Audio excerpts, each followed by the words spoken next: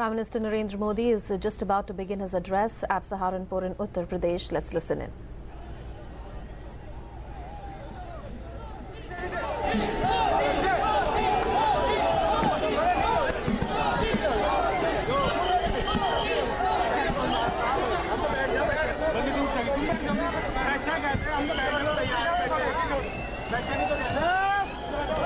भारत दोनों मुट्ठी बंद करके पूरी ताकत से बोलिए, भारत माता की, भारत माता की। मंच पर विराजमान केंद्र में मंत्रिपरिषद के हमारे वरिष्ठ साथी और भारत के गृह मंत्री श्रीमान राजनाथ सिंह जी, भारतीय जनता पार्टी के प्रदेश राष्ट्रीय उपाध्यक्ष श्रीमान ओम माथुर जी, उत्तर प्रदेश भारतीय जनता पार्टी के हमारे नौजवान अध्यक्ष श्रीमान केशव प्रसाद मौर्य, उत्तराखंड भाजपा के प्रदेश अध्यक्ष श्रीमान अजय भट्ट, हरियाणा भाजपा के प्रदेश अध्यक्ष श्रीमान सुभाष बरला, सहारनपुर के सांसद श्रीमान राघव लखनपाल जी, केंद्र में मंत्रिपरिषद के मेरे साथी श्रीमान संजीव बालियान जी, मंच पर विराजमान सभी आदरणीय सांसद, सभी आदरणीय नेतागण और विशाल संख्या में पधारे हुए मेरे प्यारे भाइयों और बहनों,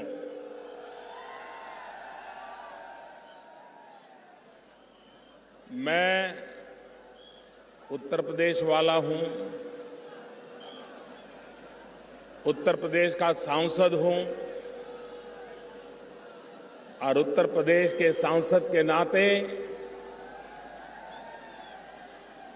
मेरा स्वाभाविक मन करता है आप सबके आशीर्वाद प्राप्त करने का, और जिस उमंग और उत्साह के साथ ये जन सैलाब मैं मेरे सामने देख रहा हूं,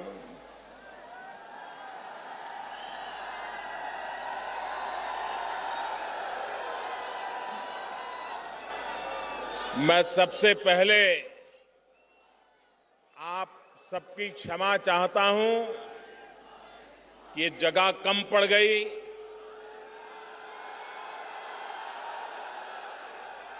जितने अंदर है उससे भी ज्यादा बाहर धूप में तप रहे हैं। ऐसी चमचमाती धूप में भी आप मुझे आशीर्वाद देने आए, ये मेरा सौभाग्य है। मैं आपका बहुत बहुत फिर से आभार व्यक्त करता हूं।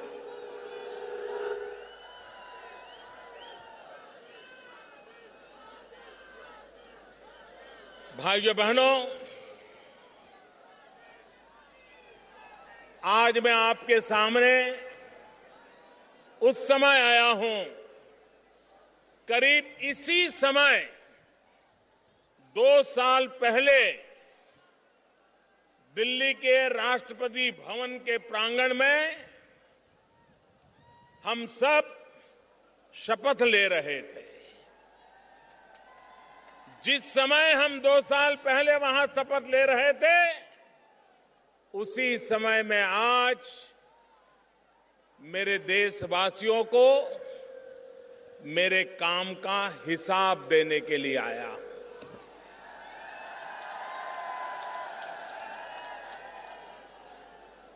मैंने लाल किले से कहा था,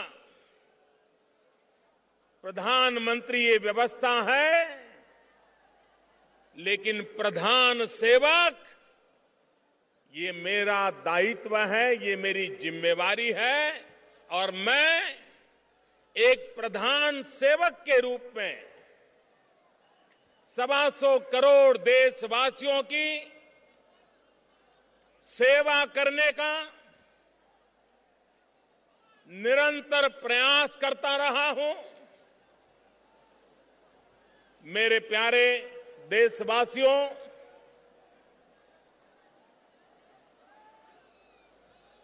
सरकारें आती हैं, जाती हैं, चुनाव होते हैं, लेकिन सरकार बनती है जन सामान्य के सपनों को पूरा करने के लिए। मेरे प्यारे भाइयों बहनों, गत 2 वर्ष में देश ने भली भांति हमारे काम को देखा है, हमारे काम को परखा है। और जब संसद में एनडीए के सभी सांसदों ने मुझे नेता के रूप में चुना था और मैंने मेरा पहला भाषण दिया था, और पहले भाषण में मैंने कहा था कि मेरी सरकार इस देश के गरीबों को समर्पित है। 2 साल के हमारे पूरे कार्यकाल को देखेंगे, एक के बाद एक उन कामों को हाथ में लिया है जो गरीबों को गरीबी के खिलाफ लड़ाई लड़ने की ताकत दे, गरीबी के खिलाफ विजयी होने की ताकत दे। कोई गरीब मां बाप ये नहीं चाहता है कि उसके संतानों को विरासत में गरीबी मिले। हर मां बाप चाहता है कि उसके संतान ऐसी जिंदगी जीने के लिए मजबूर न हो जो जिंदगी उन्हें बितानी पड़ी है। मेरे भाइयों बहनों, अगले साल आजादी के 70 साल हो जाएंगे। सामान्य मानवीय की आवश्यकताओं की पूर्ति, इसको करने का प्रयास दिल्ली में बैठी हुई आपकी जो चुनी हुई मेरी सरकार है, उसने लगातार कोशिश की है। हमारी कोशिश रही है कि राज्यों को ताकतवर बनाएं। हमारी कोशिश रही है कि राज्य सरकारें भी जनता जनार्दन की भलाई के लिए काम करें।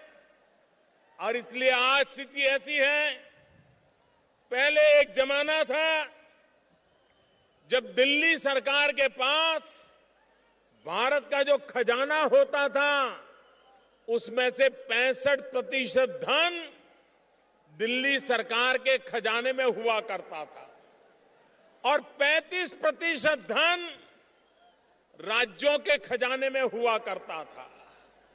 मैं भी राज्य का मुख्यमंत्री लंबे अरसे तक रहा हूं। मैं राज्यों की तकलीफों को जानता था और इसलिए हमने आकर के सबसे बड़ा निर्णय किया। अब दिल्ली के सरकार के खजाने में 35% रुपया रहेगा और 65% रुपया राज्यों के खजाने में रहेगा। ये बहुत बड़ा निर्णय, ये बहुत बड़ा निर्णय राज्यों को ताकत देने के लिए किया। इतना ही नहीं, नगर पालिका हो, महानगर पालिका हो, पंचायत हो, ग्राम पंचायत हो, उनको भी सीधा अधिकतम मात्रा में धन पहुंचाने का काम दिल्ली में ये नई सरकार ने किया है। भाइयों बहनों, सिर्फ गांव पंचायतों को 2 लाख करोड़ रुपया देने की हमने योजना बनाई है। आपके भी गांव में भारत सरकार की तरफ से हर वर्ष कहीं 80 लाख, कहीं 1 करोड़, इतनी बड़ी तादाद में लोगों के पास धन पहुंच रहा है, इसलिए कि गांव के जीवन में बदलाव आए, गांव के जीवन में सुख सुविधाएं आए, रोड बने, पानी की व्यवस्था हो, बिजली आए, अच्छी स्कूल हो, अच्छा अस्पताल हो, इन चीजों पर हमने बल दिया है। एक के बाद एक उन योजनाओं को हाथ लगाया है जिसके कारण देश के गरीब के जीवन में बदलाव आए। भाइयों बहनों, यह देश बदल रहा है, लेकिन कुछ लोगों का दिमाग नहीं बदल रहा है।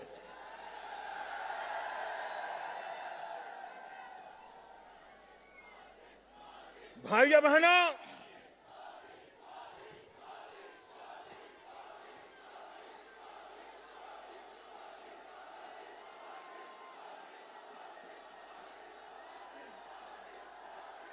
एक जमाना था जब गन्ना किसान, एक जमाना था जब मैं इस जिम्मेवारी को मैंने संभाला, उस समय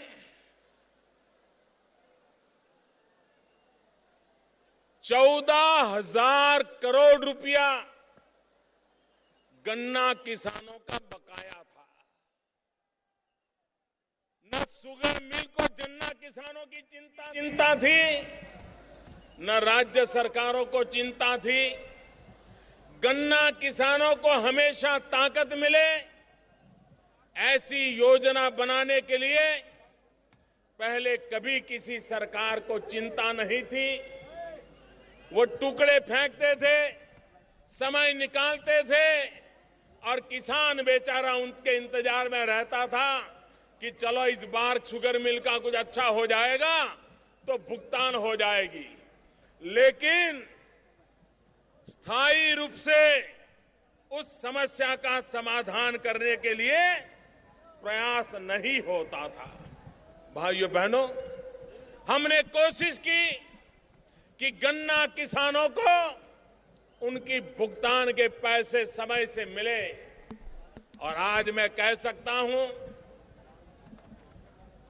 बहुत बड़ी मात्रा में ये पुरानी भुगतान का काम हमने अलग अलग योजनाओं के द्वारा करवाया।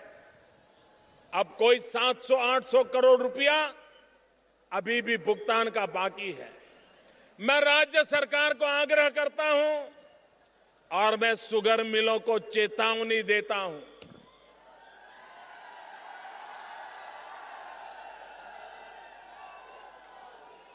इतने साल आपने किसानों के साथ जो किया है, अब आपको नहीं करने दिया जाएगा।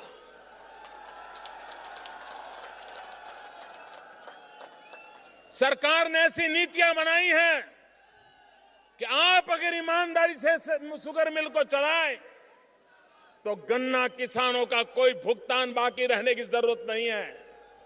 भाइयों बहनों, हमने गन्ने से इथेनॉल का भी अभियान चलाया है। 5%, 10% इथेनॉल बने जो हमारी गाड़ियों में पेट्रोल डीजल के साथ उपयोग में आए, ताकि कभी भी गन्ना किसान को मुसीबत की नौबत न आए। पर्यावरण का भी फायदा हो, विदेशी मुद्रा का भी फायदा हो और हमारे गन्ना किसान को भी फायदा हो, ऐसी एक नीति हमारी दिल्ली सरकार ने बनाई है। और मुझे विश्वास है, हमारी योजना है कि 2022 जब हिंदुस्तान की आजादी को 75 साल होंगे, देश के लिए मर मिटने वाले शहीदों का स्मरण करते हुए हमने संकल्प किया है उनको कैसा हिंदुस्तान देना। 2022 तक हम गांव गरीब किसान के लिए उन नीतियों को आगे बढ़ाना चाहते हैं ताकि हमारे किसान की आय 2022 आते आते 2 गुना हो जाए, डबल हो जाए। ये काम हमने तय किया और ये सिर्फ नारा नहीं है मेरे भाइयों बहनों, हमने पहला काम उठाया है। इस धरती मां की चिंता करना, हमारी जमीन बर्बाद हो चुकी है। वैज्ञानिक तरीके से जमीन का रख रखाव जरूरी है और इसलिए हमने सॉइल हेल्थ कार्ड की योजना के द्वारा देश के करोड़ों करोड़ों किसानों को सॉइल हेल्थ कार्ड देने का अभियान चलाया है। इससे किसान को पता चलेगा कि उसकी जमीन में क्या अच्छाई है, उसकी जमीन में क्या कमी है, उसकी जमीन में क्या बुराई है और क्या करे, कौन सी दवाई का उपयोग करे, कौन से खाद का उपयोग करे, कौन सी फसल उगबोए ताकि उसकी जमीन भी बचे और किसान को अच्छी फसल भी मिले। उस पर हमने काम आगे बढ़ाया है। हमने एक बड़ा सपना देखा है। प्रधानमंत्री कृषि सिंचाई योजना के द्वारा हमारे देश का किसान है, अगर उसको पानी मिल जाए तो वो मिट्टी में से भी सोना पैदा कर सकता है। मिट्टी में से सोना। देश के किसानों को पानी मिले। अभी मैंने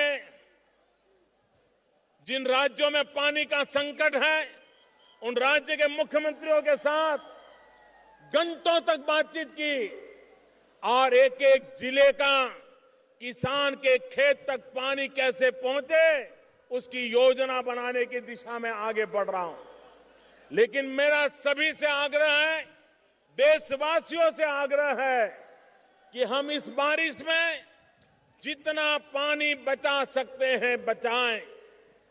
खेत का पानी खेत में रहे, गांव का पानी गांव में रहे और अगर हमारे पानी के स्तर ऊपर आते हैं तो हमारे किसान को कोई भी प्राकृतिक संकट से जूझने की एक नई ताकत मिलती है।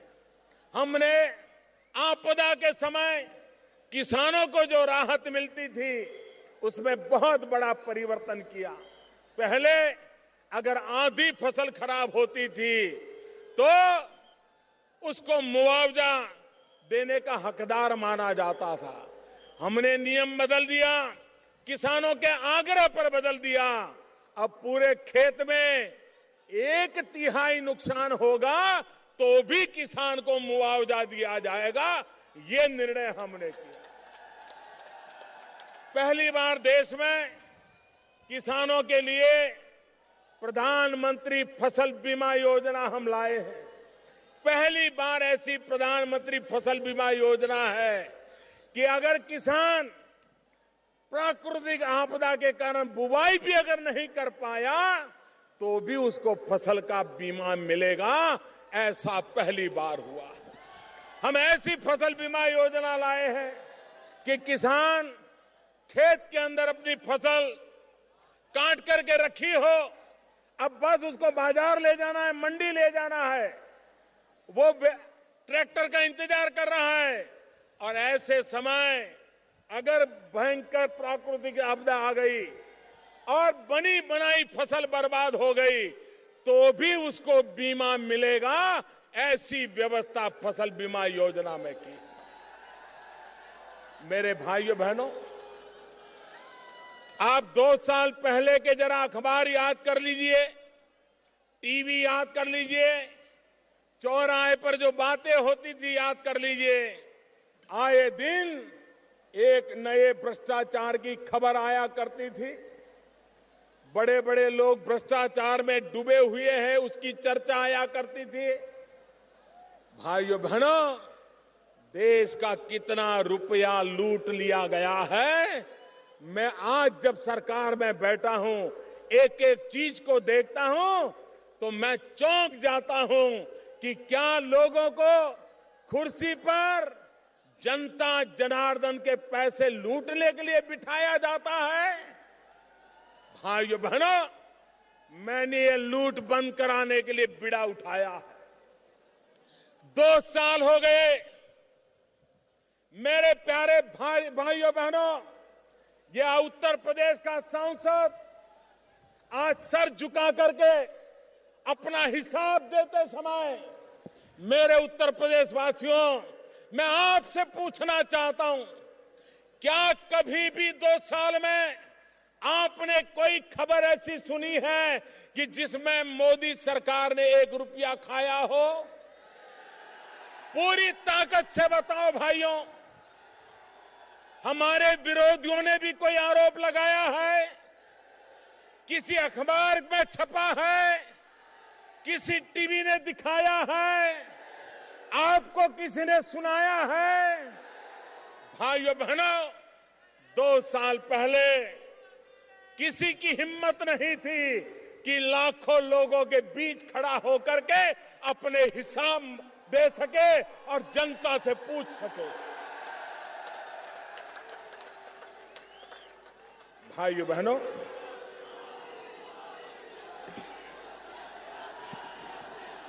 आपको हैरानी होगी, गैस का सिलेंडर,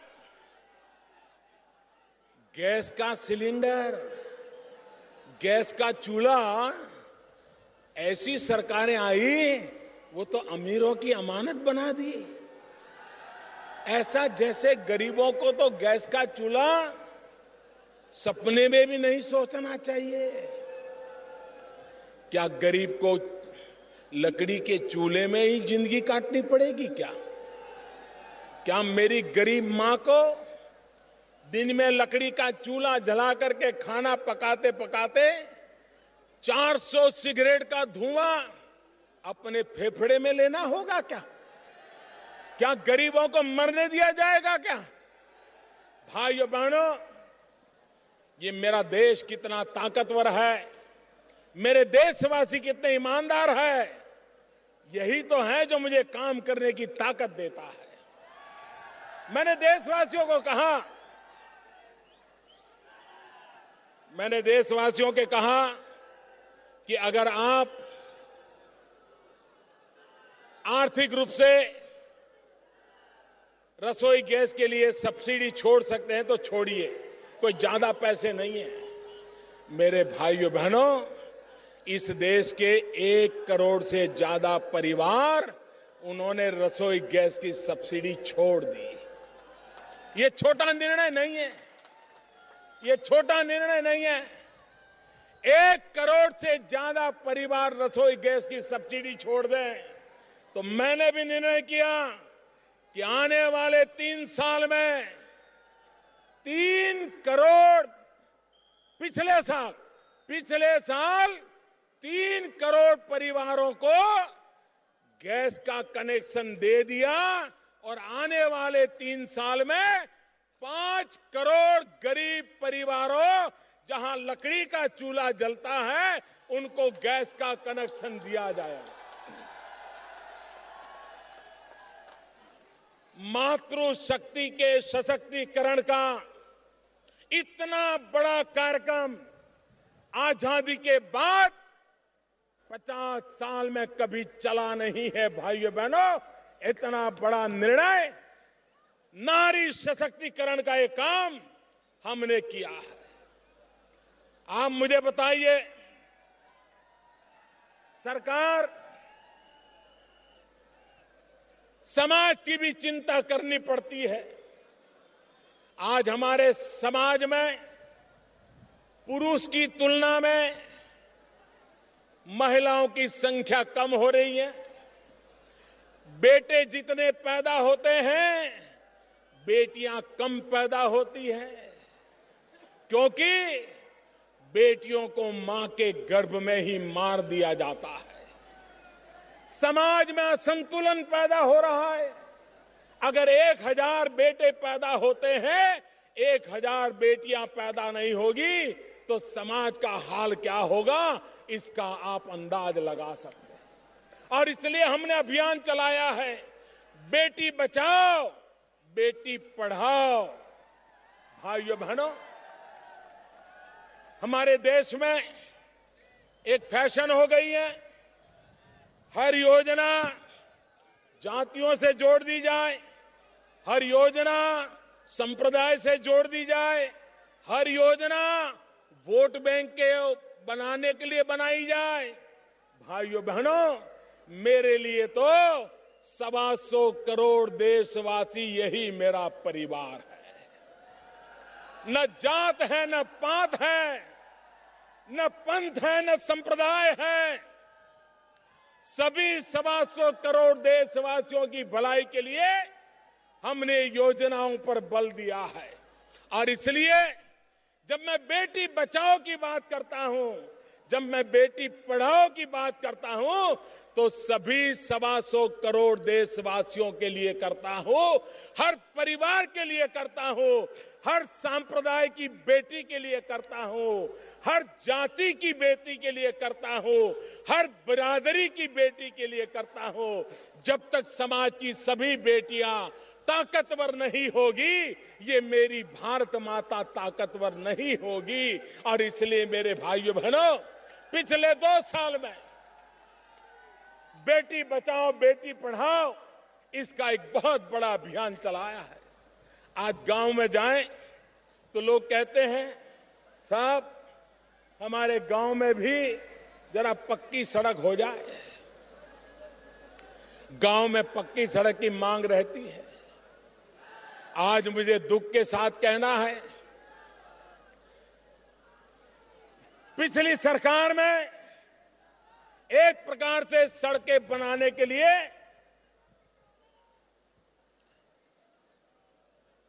जमीन पर सड़क नहीं नजर आती थी। पता नहीं पैसे कहां जाते थे, पता नहीं योजनाएं कागज पर होती थी कि कुछ होता था। आज मैं 2 साल के भीतर भीतर आपको कहता हूं कि पिछली सरकार में एक दिन में जितने किलोमीटर रोड बनते थे, इस सरकार में एक दिन में उससे डबल रोड बनते हैं, डबल रोड बनते हैं। मैंने तय किया है हिंदुस्तान के गांवों को पक्की सड़क से जोड़ना। बहुत तेजी से काम आगे बढ़ाया है और रोड के काम के लिए सबसे ज्यादा बजट का आवंटन भी किया है। भाइयों बहनों, 21वीं सदी में जब कोई सुने कि भारत 18,000 गांव ऐसे हैं कि जहां बिजली का खंभा भी नहीं लगा है, कितनी शर्मिंदगी महसूस होती है। आजादी के 70 साल होने आए हो और गांव में बिजली का खंभा न पहुंचा हो, तो भाइयों बहनों, मुझ जैसे व्यक्ति को पीड़ा होना बड़ा स्वाभाविक है। और इसलिए मैंने बीड़ा उठाया कि मुझे गांवों में बिजली पहुंचानी है। और मैंने सरकारी अब दफ्तर में अधिकारियों से कहा, 1000 दिन में समय पक्का करके दिया है।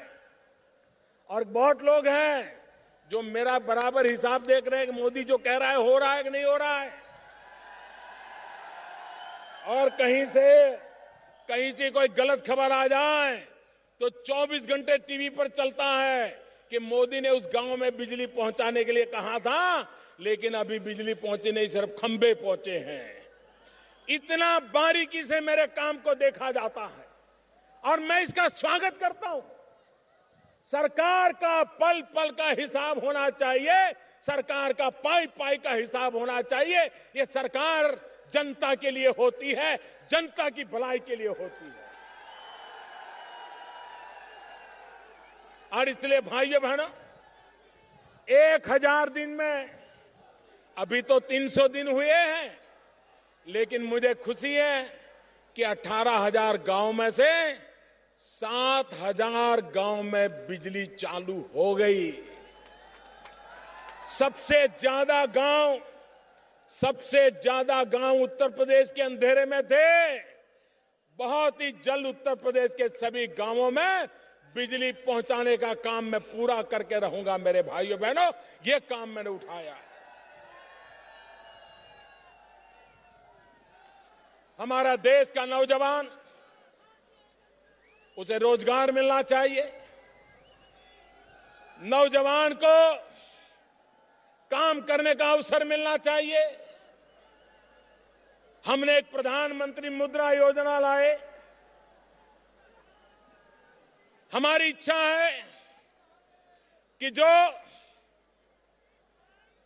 समाज के गरीब तबके के लोग हैं, एससी हो, एसटी हो, ओबीसी हो, छोटा छोटा काम करते हो, कोई धोबी हो, कोई नाई हो, कोई अखबार बेचता हो, कोई दूध बेचता हो, छोटा छोटा कारोबार करने वाले लोग, उनको बैंक वाले पैसे ही नहीं देते थे। बेचारों ने बैंक कभी देखी नहीं थी, और बैंक में जाएं तो ऐसे नियम बताते थे कि वो बेचारा पैसे ले ही नहीं पाता था। ये बैंक गरीबों के काम आनी चाहिए कि नहीं आनी चाहिए भाइयों? ये बैंक गरीबों के काम आनी चाहिए कि नहीं आनी चाहिए?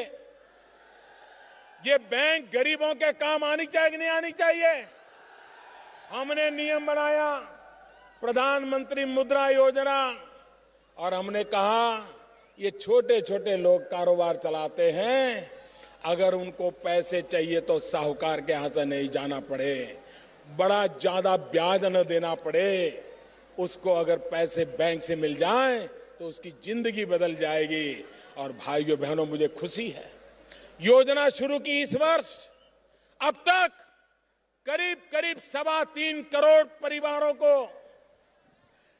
1.25 लाख करोड़ से ज्यादा पैसे उनको दे दिए गए, बिना गारंटी दे दिए गए, और उनको कहा आप साहूकार से मुक्त हो जाइए, अपने कारोबार को बढ़ाइए, और एक आध दो नौजवान को रोजगार भी दे दीजिए।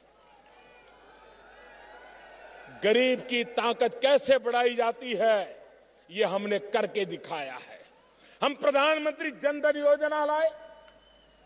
प्रधानमंत्री जनधन योजना से हमने गरीब से गरीब व्यक्ति को बैंक के खाते से जोड़ दिया, और उसको रुपए कार्ड दिया। रुपए कार्ड, ये रुपए कार्ड की ताकत ये है कि गरीब के परिवार में अगर कोई अकस्मात हो गया, कोई मुसीबत आ गई, तो 2 लाख रुपए का बीमा उसको तुरंत मिल जाएगा। 2 लाख रुपए का बीमा मिल जाएगा। भाई, गरीब ने कभी सोचा था कि उसके परिवार में मुसीबत आए?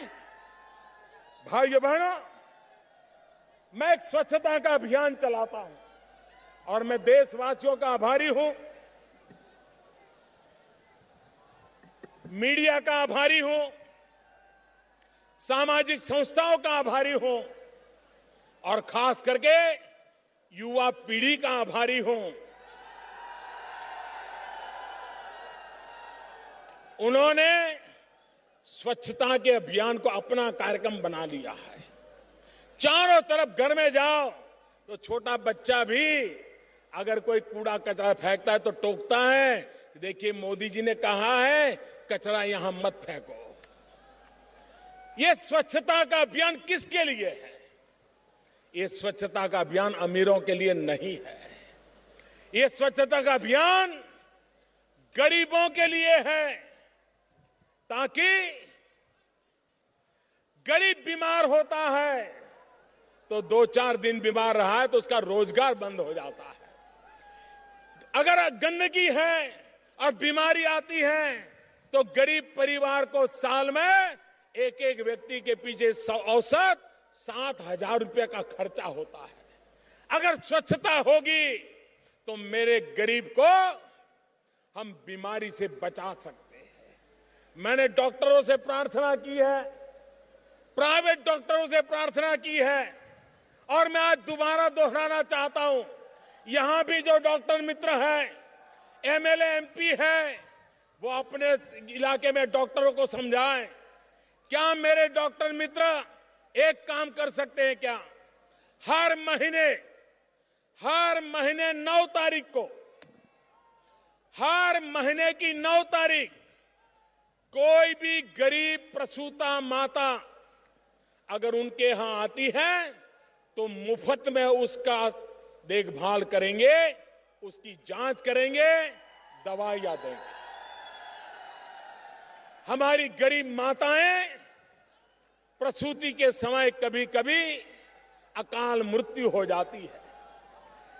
अगर हमारे डॉक्टर 12 महीने में 12 दिन दे दें, हर महीने की 9 तारीख, कोई डॉक्टर को ज्यादा नुकसान नहीं होगा।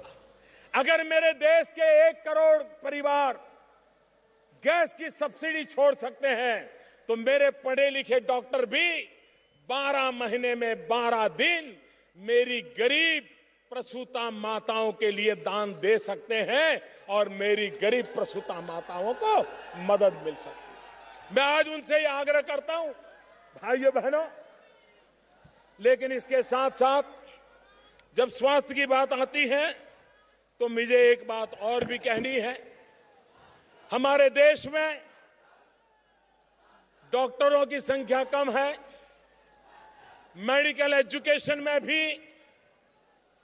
अलग अलग राज्यों के अलग अलग नियम हैं। कहीं पर डॉक्टर सरकारी अस्पताल में 60 साल में रिटायर्ड हो जाता है, कहीं पर 62 साल में रिटायर्ड हो जाता है और हमें डॉक्टर की कमी महसूस होती है। अगर देश में पहले ही ज्यादा मेडिकल कॉलेज बने होते, पहले ही ज्यादा डॉक्टर तैयार हो गए होते तो आज डॉक्टरों की कमी नहीं पड़ती। 2 साल के भीतर भीतर डॉक्टर बनाना तो मुश्किल काम है, लेकिन गरीब परिवारों को डॉक्टरों के बिना रहने के लिए मजबूर नहीं किया जा सकता।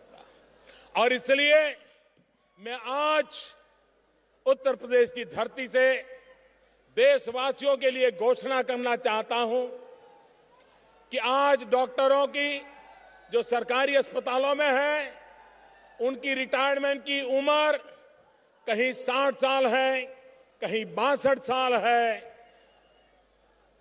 इसी सप्ताह हमारी सरकार की कैबिनेट निर्णय करेगी और उसके बाद अब डॉक्टरों की रिटायर होने की एज 60-62 के बजाय राज्य हो या भारत सरकार हो, सबके लिए 65 उम्र कर दी जाएगी, 65 कर दी जाएगी, ताकि हमारे डॉक्टरों की सेवा अधिक समय तक शिक्षा के लिए सरकारी अस्पतालों के मिलते रहे।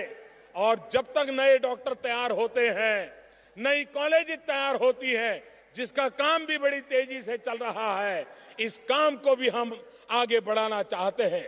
मेरे प्यारे देशवासियों, विकास की दिशा में आज पूरा विश्व कह रहा है, अगर दुनिया में तेज गति से विकास करने वाला कोई देश है तो देश का नाम हिंदुस्तान है। मेरे भाइयों बहन, हिंदुस्तान।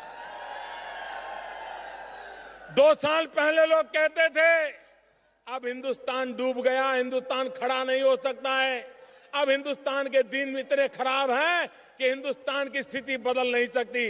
2 साल पहले निराशा का माहौल था, आज उत्साह का माहौल है।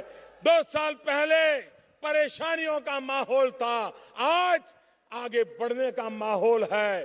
देश आगे बढ़ना चाहता है, नौजवान विकास चाहते हैं। और इसलिए भाइयों बहनों, हमारे देश की समस्याओं का अगर कोई भी समाधान करना है तो समाधान एक ही बात से होने वाला है, और वो समाधान होने वाला है विकास के माध्यम से। विकास ही हमारी सारी समस्याओं का समाधान है। बाकी जितनी बातें कोई करता है वो सिर्फ चुनाव के लिए करता है, वोट बैंक के लिए करता है। विकास ही है जो आपको ताकतवर बनाता है, आपको कभी किसी के पास हाथ फैलाने के लिए मजबूर नहीं होने देता है। और इसलिए मेरे भाइयों बहनों, हम इस विकास पर्व पर मेरी सरकार के सारे मंत्री हिंदुस्तान के कोने कोने में जाने वाले हैं और जनता जनार्दन को मिलकर के हमारे काम का हिसाब देने वाले हैं। और जनता को भी हम भरोसा होगा कि एक ऐसी सरकार जिसकी नीयत साफ है, जिसकी नीति साफ स्पष्ट है और जिसके दिल में हिंदुस्तान का कल्याण, हिंदुस्तान की भलाई, गरीबों की जिंदगी में बदलाव, गांव, गरीब, किसान, दलित, पीड़ित, शोषित, वंचित, आदिवासी, यही मेरे भाई बहन, माताएं, बहनें, उन सबका कल्याण करना, इसी एक मकसद को लेकर के हम चल रहे हैं। मैं आप सबसे आग्रह करता हूं कि आप भी इस विकास यात्रा में भागीदार बने। हम सब मिलकर के देश को आगे बढ़ाएं।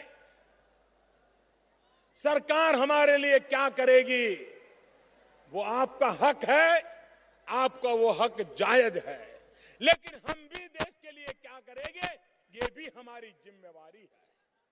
आइए सरकार हमारे लिए करे, हम देश के लिए काम करें, ऐसा माहौल बनाएं और देश को नई ऊंचाइयों पर ले जाए। मैं फिर एक बार उत्तर प्रदेश में इतनी बड़ी तादाद में आपने आशीर्वाद दिया, मैं आपका बहुत बहुत आभारी हूं। दोनों मुट्ठी बंद करके पूरी ताकत से बोलिए, भारत माता की, भारत माता की, भारत माता की। बहुत बहुत धन्यवाद।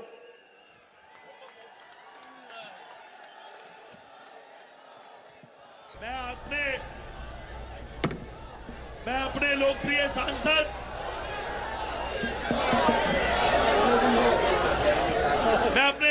सांसद राघव लखनपाल शर्मा जी से निवेदन करूंगा, वे सहारनपुर की मशहूर काष्ठ कला का एक स्मृति चिन्ह आदरणीय प्रधानमंत्री जी को भेंट करेंगे। आदरणीय लोकप्रिय सांसद Raghav Lakhanpal Sharma ji.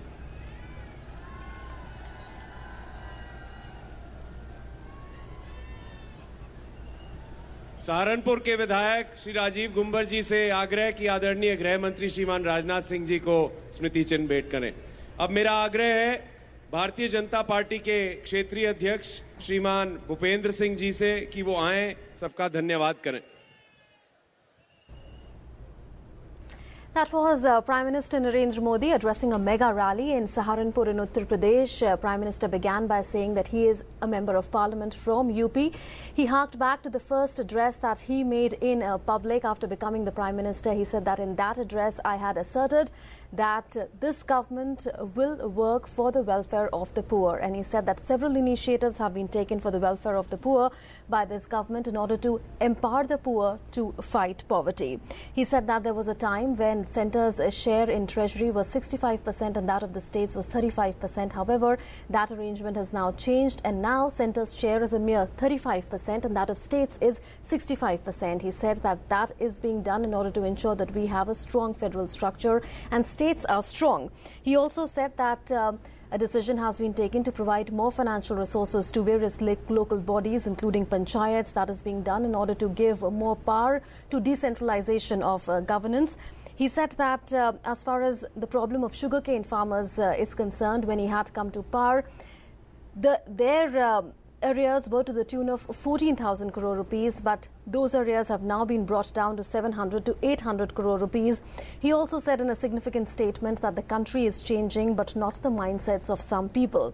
He talked about the various pro-farmer schemes and decisions that have been taken by the NDA government. He said that the target that has been set is to double the income of farmers by 2022. He talked about the merits of the soil health cards scheme, Pradhan Mantri Krishi Sinchai Yojana, the insurance scheme for farmers. He also talked about the fact that though 2 years ago there was an atmosphere in the country where news with regard to scams was hitting the news media day in and day out, over the past 2 years there have been no news with regard to corruption relating to the government. He also said that after he urged people to give up LPG subsidy. Over 1 crore households gave up the LPG subsidy and 3 crore poor households have got LPG connections in the last 2 years. He also said that the government now plans to give 5 crore LPG connections to households in the next 3 years. The Prime Minister also talked about the merits of Beti Bachao Beti Padhao scheme and said that this is being implemented in order to address the problem of skewed sex ratio in the country.